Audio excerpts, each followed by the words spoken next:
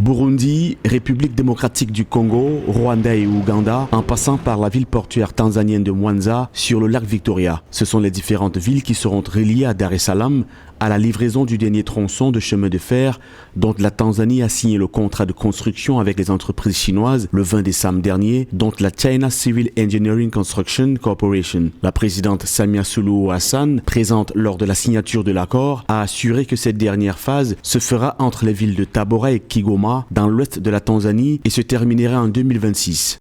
La Tanzanie sera en meilleure position pour utiliser son positionnement géographique, stratégique, pour faciliter le commerce transfrontalier. Nous devons emprunter pour cette infrastructure importante et d'autres projets de développement durable, parce que nous n'avons pas assez de ressources locales.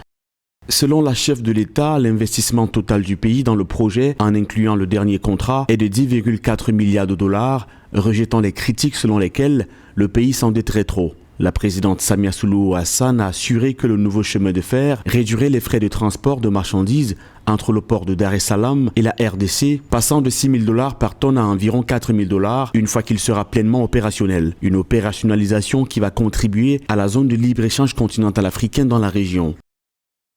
Le problème des transports en Afrique est un grand défi par voie aérienne et terrestre. Ce sont les choses qui manquent en Afrique. Si les pays africains sont reliés par voie aérienne et terrestre et par les lignes ferroviaires, les choses seront très faciles et ils pourront commercer et ils pourront interagir. Et c'est ce que nous voulons. Toute l'Afrique doit interagir par la libre circulation afin qu'on puisse commercer facilement.